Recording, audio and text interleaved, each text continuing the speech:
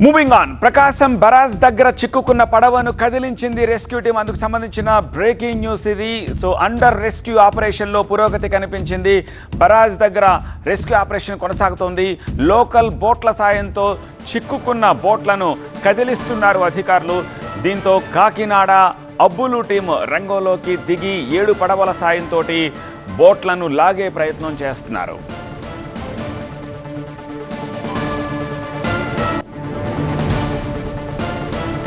Under rescue ఆపరేషన్లో పురోగతికి సంబంధించిన బ్రేకింగ్ ఇది. ప్రకాశం బరాజ్ దగ్గర చిక్కుకున్న పడవను రెస్క్యూ టీం కదిలించింది. బరాజ్ దగ్గర కొనసాగుతోంది ఆపరేషన్. లోకల్ బోట్ల సాయంతో చిక్కుకున్న బోట్లను కదిలిస్తున్నారు అధికారులు. కాకినాడకు చెందిన అబ్బులు టీం రంగంలోకి దిగి 7 లోకల్ పడవల సాయంతో అండర్ వాటర్లో చిక్కుకున్న ఈ బలమైన పెద్ద బోట్లను లాగే ప్రయత్నం చేస్తున్నారు.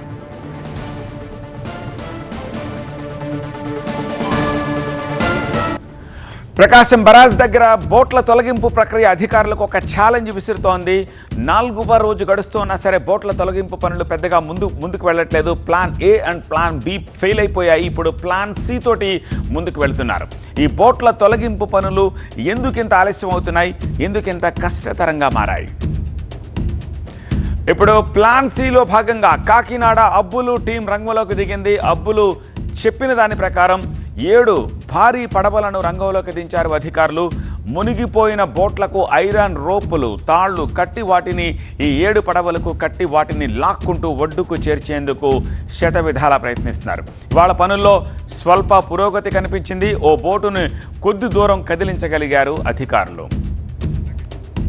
ఇక మరోవైపు స్కూబా డైవింగ్ టీములు, ఇంజనీరింగ్ టీములు తమ పని తాము చేస్తున్నాయి. అండర్ వాటర్ ఆపరేషన్లో భాగంగా డైవింగ్ టీమ్స్ నీళ్లలోకి దిగి గ్యాస్ కట్టర్లతోటి పడవలను కట్ చేసి ముక్కలు చేయడానికి ప్రయత్నిస్తున్నాయి. ఇది నీటి లోపల 12 అడుగుల లోతుకు వెళ్లారు సిబ్బంది. బోట్లను 2గా కట్ చేసే పనులు చేస్తున్నారు. ఇప్పటికే కట్టర్లతోటి ఓ పడవను కత్తిరించింది అండర్ వాటర్ టీం. మునిగిన బోట్ల బరువు భారీగా ఉండడంతో వాటిని లిఫ్ట్ చేయడం కష్టంగా మారింది అంటున్నారు నిపుణులు. బోట్లకు అడ్డుగా భారీ ఇనుప గడ్డర్లు ఉండడంతో ఆపరేషన్కు ఆటంకం కలుగుతోందని వర్కర్లు చెప్తున్నారు. దీంతో పనుల్లో పెద్దగా పురోగతి కనిపించలేదు.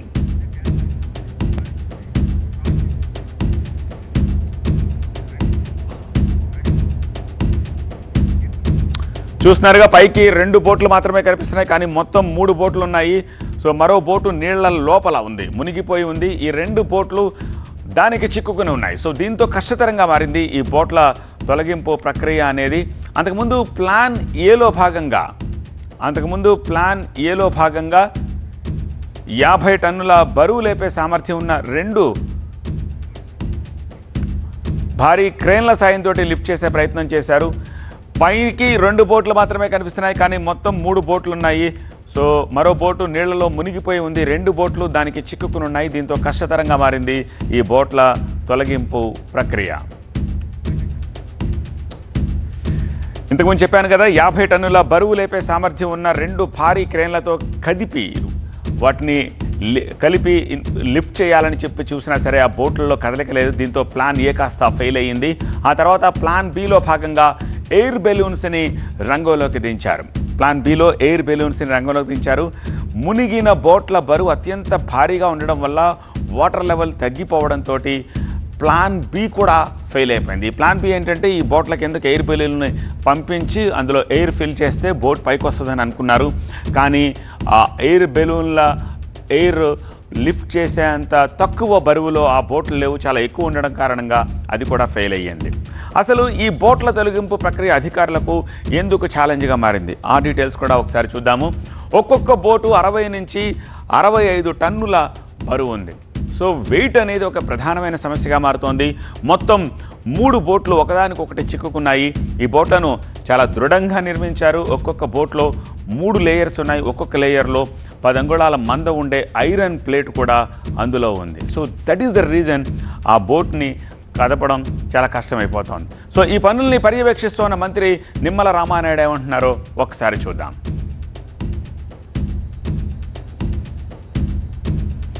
40 టన్నుల వెయిట్ ఉంటుందేమో ఆ బోట్ అనుకున్నాం. ఆ బోట్స్ని తయారు చేసినటువంటి ఎవరైతే మ్యానుఫ్యాక్చరింగ్ చేసిన అతను వస్తే దగ్గర దగ్గర 60-65 టన్నుల దాకా ఉంటుందండి. చాలా స్టాండర్డ్గా లోపల ఒక ఐరన్ ప్లేటు, మళ్ళీ బయట అవుట్ సైడ్ ఒక ఐరన్ ప్లేటు, దీన్ని మళ్ళీ రింగ్స్ కింద ఇట్లా చాలా స్ట్రెంగ్తన్గా, అంటే దగ్గర దగ్గర 200 నుంచి 300 యూనిట్లు శాండ్ ట్రాన్స్పోర్ట్ చేసేటువంటి విధంగా బలంగా తయారు చేసుకున్న బోటు.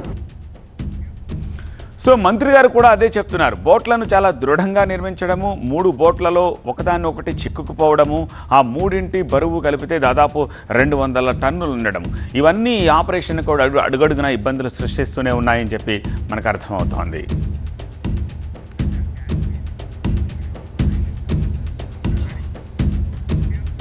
సో దీనిపై మరింత సమాచారం అందించేందుకు మా కరెస్పాండెంట్ శివకుమార్ ప్రస్తుతం మనకి అక్కడి నుంచి లైవ్లో సిద్ధంగా ఉన్నారు. శివకుమార్, ఏంటి ఇవాళ ప్లాన్ సిలో భాగంగా కొంచెం కదలికి వచ్చింది అంటున్నారు, ఎంతవరకు వచ్చింది? అబ్బులు టీం ఏమంటోంది? ఎప్పటిలోపు వాటిని బయటికి తీసే అవకాశం కనిపిస్తుంది అంటున్నారు?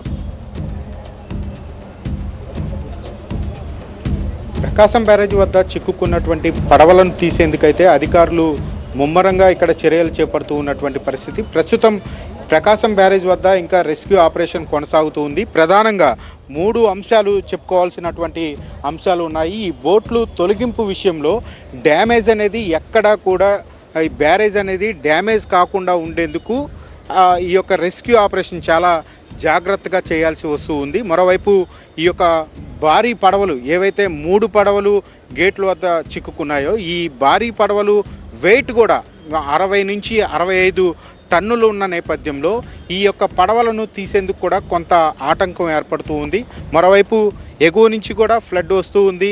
దీంతో ఈ ఫ్లడ్ని దిగువకు విడుదల చేస్తూ ఉన్న నేపథ్యంలో ఇక్కడ రెస్క్యూ ఆపరేషన్ చేయడానికి కూడా కొంత ఆటంకం ఏర్పడినటువంటి పరిస్థితి. మరోవైపు స్కూబా డైవింగ్ టీం కూడా ఈ యొక్క వాటర్లోకి 12 అడుగుల వాటర్లోకి వెళ్ళి ఈ యొక్క బోట్ను కత్తిరించే క్రమంలో ఈ యొక్క బోటు యొక్క ఐరన్ అనేది చాలా హెవీ గేజ్ ఉన్న నేపథ్యంలో ఆ కత్తిరింపు అనేది కూడా చాలా క్లిష్టతరంగా మారినటువంటి పరిస్థితి. ఈ నేపథ్యంలో గత 3 రోజులుగా స్కూబా డైవింగ్ టీం అయితే వెల్డింగ్ కట్టర్ల సహాయంతో ఆ పడవలను కత్తిరిస్తూనే ఉన్నారు. ప్రస్తుతం ఇంకా ఆ కత్తిరింపు చర్యలు అయితే ఇంకా కొనసాగుతూనే ఉన్నాయి. ప్రస్తుతం మనం విజువల్స్లో చూస్తూ ఉన్నాం. ఈరోజు ఉదయం నుంచి చేస్తున్నటువంటి ఈ రెస్క్యూ ఆపరేషన్లో కొంత స్వల్పంగా అయితే ఊరట లభించిందనే చెప్పుకోవచ్చు. అయితే కాకినాడ అబ్బులు టీం రెప్పించి శివకుమార్, లైవ్ విజువల్స్ చూస్తున్నాం మేము. చీకటి పడింది. సో నైట్ కూడా ఈ రెస్క్యూ ఆపరేషన్ కొనసాగే అవకాశం ఉందా?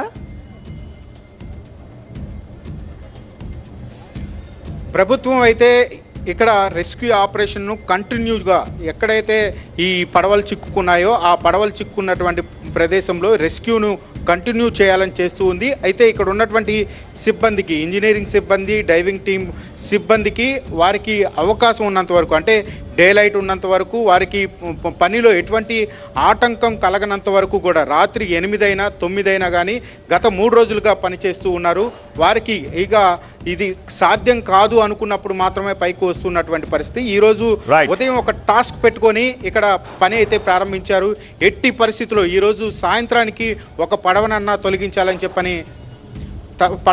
తొలగించాలని చెప్పని అనుకున్నారు. అయితే కొంత ఊరటనైతే ఇచ్చిందని చెప్పుకోవచ్చు. ఇక్కడ ఉన్నటువంటి స్థానిక బోట్ల సహాయంతో అయితే కొంత కదిలించడం జరిగింది. ఇంకా రెస్క్యూ ఆపరేషన్ అయితే ఇక్కడ కొనసాగుతున్నటువంటి పరిస్థితులు అయితే ఇక్కడ కనబడుతూ ఉన్నాయి. Right, thank you.